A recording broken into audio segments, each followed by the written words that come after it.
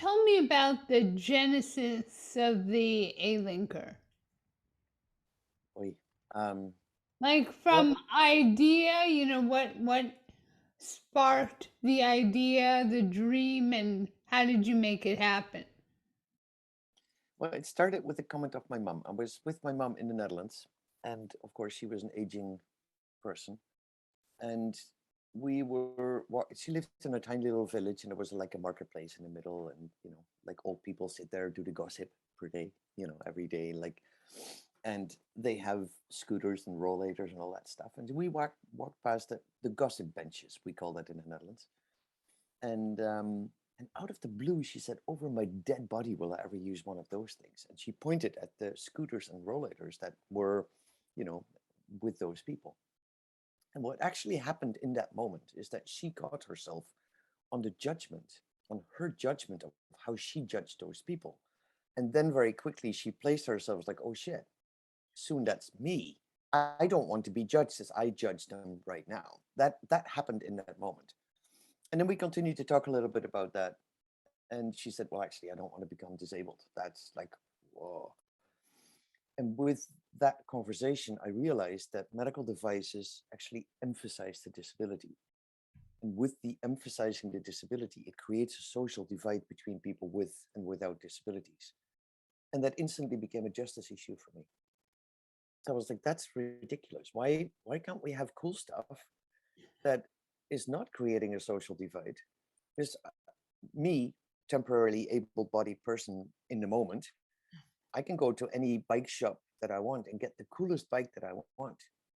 The moment I have a disability, burgundy red might be the coolest thing that's available to me. It's my pet peeve, burgundy red on walkers and stuff. Like, that's not cool. Mm. It's just burgundy red and it's annoying. That's my personal thing. But anyway, so um, so I set out with that. I set out to design something so cool that people would love to use it, because my mom was over my dead. She would rather fall over than have something that keep her safe, right? Mhm. Or movement or mobile or what. She would rather fall on her face and get injured. Many people do get injured when falling. So it had to be so cool that even my mom would love to use it. And that it's so cool that it bridges the divide between people with and without disabilities, because now I'm the cool one on I'm that cool person on that cool bike, instead of like, "Oh, what happened to you?" Or like, "Oh God, I'm not going to talk to her, that's way too uncomfortable, I don't know what to say to her," or something, all that psychological shit that goes on with able-bodied people. They don't know how to behave to people with disabilities because they actually don't know how to address their own mortality by Exactly. extension, Yeah. right? So, and I think I learned a lot about that when my father died when I was 8. I learned that people disappeared around us. As a young family, I was 8. My brothers were 6 and 11. My mom was 35. Mm. And everybody disappeared, family included. Like, people do for the next 2 years. We like, what happened? Where is everybody? And I realized as an 8-year-old girl that people are uncomfortable talking about death. They don't know what to say. So they choose their own comfort over showing up for a family. That's what I learned when my father died. I didn't need to know a lot more about Mm. people and psychology of mortality and everything around it to start the Alinker company. I Mhm. was like, oh, it's the same thing. People are uncomfortable around mortality, and a disability is the first dent into your invincibility, Mhm. right? So people don't want to talk about it. They don't want to go, "Oh, at least I'm so glad it didn't happen to me," or whatever stupid comments people make, right? And it's their own discomfort. It's not I. And then I translated it into, I know a little bit more about life because my dad died. His death Mhm. actually taught me how to live. Mhm. And then by extension, people who are living with disabilities and have been confronted with life know a little bit more about life. Mhm. Why do we dismiss people that know a little bit more about life? That's just stupid to me. So, on those premises, I built the Alinker. And then the practical thing is just listening to hundreds of people in the beginning. Now it's thousands of people. Like, what do you need? What do you want? what does it work? Like understanding if somebody uses a walker and is hunched over, that they actually try to lean off their weight. So maybe we need to get the body weight somewhere distributed on a seat, maybe, because then the weight is not on the legs anymore. They don't feel that they have to, lean off. Or people in a wheelchair, 60% or something can still use their legs. Why not design something where you can use their legs and be at eye level? I mean, wheelchairs are fantastic if you need them. But if you don't necessarily need a wheelchair because your legs can still do something, why Mm-hmm. would you be, at ass level and run into a lot of assholes, literally? I didn't get that. I got that from friends sharing Right. them. No, no, So I it's not my quote, but because that's the experience. And people don't know what to do with you because they're uncomfortable talking down to you, so they completely ignore you, or know. they don't relate to you. It's not people in wheelchairs or wheelchairs that are the problem. It's the able-bodied, temporarily able-bodied people that cause the problem because they don't want to address their own discomfort. Mm-hmm. Right. Okay, so you had this idea, this vision. How long did it take before you had a prototype? That comment my mom made in October 2011. I traced that back later when I was prototyping. And then it took me 4.5 years to make 7 conceptual prototypes and then 7 pre-production prototypes. And in the pre-production, to just give for people that don't know, the conceptual prototype is just proving the concept. Like, yes, it works. You can sit on a seat on an overarching frame, figuring out that it had to be 2 wheels in the front and 1 in the back because you want to walk on from the back and you want to have the stability when going forward. And with 1 wheel, the tipping point is, much closer than the 1 wheel behind you. Then the tipping point is only when you drive back. Mm-hmm. So it gives more stability, and then figuring out the steering and everything. And then the 7 pre-production prototypes is how to do all the mechanical engineering and make it feasible and affordable. Because you can make a Rolls Royce and then it comes out at something of $10,000, and so you have to sort of make it work with the material choices, with the engineering that goes into it, the parts that you do to it to make it somewhat affordable. If we were to, it's not a medical device, it's like I go to a bike stop, but get a bike. But people ask, like, can I get it back from insurance? Because the mindset is like, anything for disabilities you can get back from insurance, because we deprive people with disabilities from the employment market. The moment you have a disability, or you're going to lose your job. Why? Like, half my team is people that were on disabilities but can be employed because me as an employer make provisions to include them, not include them, but just create an environment that they don't need to lose their employment, because why not? They're the best people that I can employ. So of course I'm making provisions, and it's not even making provisions, but just in, the market is 9 to 5. If you can't do 9 to 5 because you got brain fog or an MS flare or whatever going on, then you can't be employed because you don't have enough sick days. People take time off, whatever, because we're working towards a certain goal together. As long as we do that, I don't count hours. Who Mm-hmm. cares? I've got the best people on my team because they live the life of Alinker users. Of course, they're going to be the best customer service people I can think of, Mm-hmm. right? So for me, it only makes sense to be a completely inclusive, and I hate the word inclusive because it sort of inherently means that there's an exclusion going on somewhere.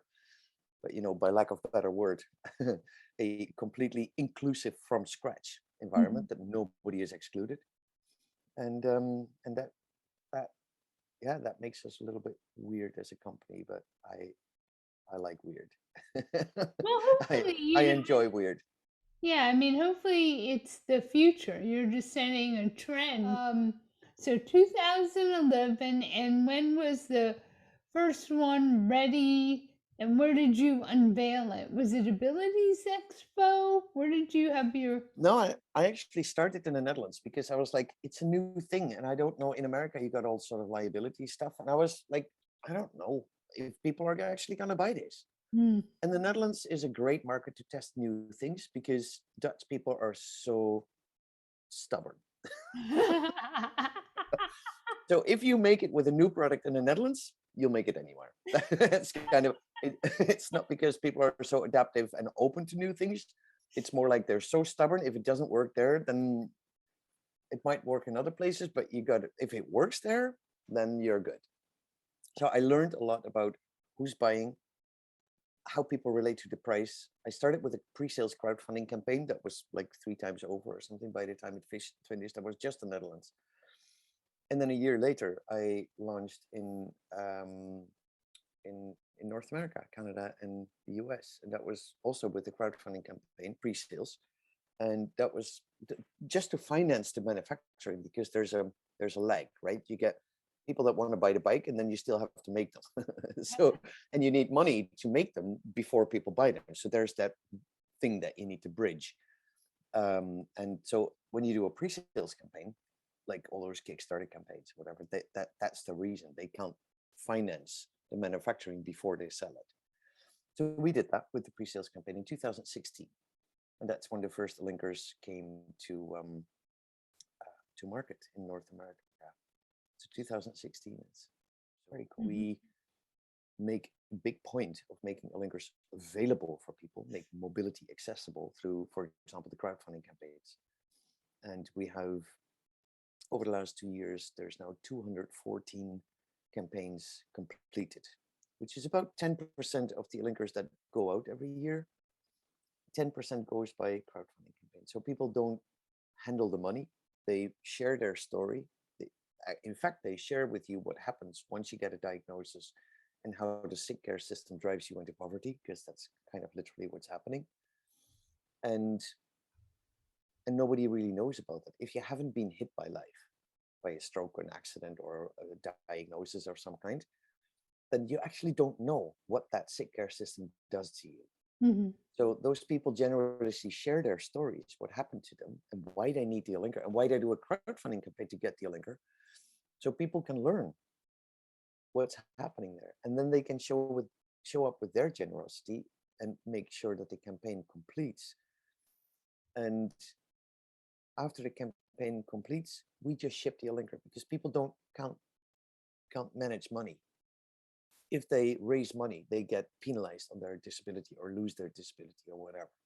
If we just ship an Alinker, they don't lose anything. So we designed the campaigns to reach the people that have been completely driven into poverty by this system and to still get them access to mobility and then be able to reduce their medical expenses over time Mhm. with the Alinker, because we've got enough evidence now that building your mobility strength, being happier on the Alinker, being at eye level, being able to go out, actually reduces your medical bills. And some people are back to work on their Alinkers. So it gets you out of that spiral of poverty. Like every month you have to spend a little bit more on bills to maintain your medication, for example. It's Mhm. crazy. It's completely crazy. And the system is meant to get people in a corner where they've got no voice and they're totally powerless. Because guess what? If disabled people get a voice, we become a little bit disruptive for the world. So I'm like, let's do it. Let's be the disruptor. Let's talk about this shit. And let's make disability so cool that people want to be part of it, to the point that a while ago I had a woman call me. She said, I have to apologize. I don't have a disability, but I'd like to be part of your community. Can I? And then you really fucked with the assumptions about disability because you know Allies, allies. exactly, Yeah. right? And so I always say, like, this society wants to disable you because it wants to label you so it can make money over you. But who labels what? Mm. Like, I've got people doing a 50K run on Alinkers, people that can barely walk, that had AFOs, have Wow. MS, could barely walk or are full on a medication, and now completed a 50K Marine Corps marathon. Who's disabled now? I don't see that as disabled. Yeah. You know, yes, there is an illness that is hard to deal with because it does have an effect on your life, but it depends on your attitude, what you do with it. And in the sick care systems, like, get used to the wheelchair and here's your medication, versus, I care how to be mobile, how to stay mobile, how to stay engaged in life. And I, watch what I eat, that I eat real food instead of processed shit that actually makes me more inflamed and sick. So There's people that are mindful about who they are as an active person, want to stay that way, and on the Alinker they can continue to recognize themselves. That's kind of what happens. So what I learned is that people started saying things like, I'm tired after I use the Alinker, but I feel energized. And then people started reducing their MS medication, for example. And then people were like, I can do a marathon. I can't walk, but I can do a marathon. I was like, what's going on here? And then I learned about the feedback loop of the brain and how we learn to move. Like if a baby does this, it's random because the brain hasn't learned yet how to control the arm. So, but by moving them randomly around, it actually gives the brain information about what the heck is happening here, Mm-hmm. right? And then the brain's like, oh, I can try and connect with that. I can make a neural pathways to connect with that. And with enough repetition of movement, you can strengthen those neural pathways. But you do need the information from your limbs up to your brain for your brain to understand what's happening there, how to possibly connect with it or reconnect with it, or how to possibly strengthen what's there. So you can imagine if there's lesions in your brain, there's obstructions, pieces where the myelin is not around your neurotransmitters anymore. So there's no information coming through. If you activate the brain can find neural pathways around it or can create new neural pathways because the brain wants to work. Mm-hmm. It is crucial to understand that the brain wants to work. And however you make the brain work, it's not just if you sit in a wheelchair, you can't make the brain work. That's, there's a lot of upper body stuff that you can do to make your brain work. Or be on an exoskeleton. An exoskeleton sounds crazy because it's $100,000 and then you're in this big robot thing and who wants to walk around like that? But what it does, it helps the brain understand like, oh yeah, I I remember this. I can try and make a connection, and it might take a long time. But on the Alinker, for example, we've got people with spinal cord injuries and paralysis. In Neurovet 360 is a sports rehabilitation center in close to Miami, and they exclusively work with spinal cord injury and paralysis, and they get people 40% walking again. Huh. One of the people on our team had a motorcycle accident as a dude of 24 years old. He's got like more than a foot of stainless steel in his back with all screws and whatever. And the medical system like, you'll never walk again, never walk again. And not that he's going to run a marathon or walk freely in the street or something, but he can stand independently. He can transfer himself from the wheelchair onto the Alinker and and and and use his legs. Wow. And so by feeding that over time, you can actually do a lot more with rebuilding mobility. And it's not like a miracle. It's just understanding how the brain works. And I've seen a guy here in the rehabilitation center in Vancouver who was in an electric wheelchair for 4 weeks now after something happened to him that paralyzed him. Mm-hmm. 4 weeks in a wheelchair waiting to start his rehabilitation. Mm. This is a rehabilitation center that is specialized on spinal cord, and they were waiting for weeks to start his rehabilitation. People with stroke who had a stroke wait for weeks before they can start. No, why not the first day? The Right. faster you start, the more your brain is like, oh yeah, I need to engage with this stuff before atrophy and whatever sets in by Right. just sitting and not having movement. Mm-hmm. Movement is medicine, like food, real food is medicine. And you have to call it medicine because this medical system has gone so overboard with medicating stuff that the only way that you can make people understand that movement is healthy is to put it on the scale like it's actually like medicine. Your brain knows what to do. You just need to feed it. So on the Alinker, you sit with your sit bones on your seat. So you exert pressure on your sit bones, the core of your body. You tilt your pelvis back a little bit and you move your legs. And sometimes if you cannot use your legs yet, you can put an Alinker on a treadmill. And by the treadmill, it forces your legs to go back. And then you have to let it go, oh my God, I need to get my leg back because the treadmill is going.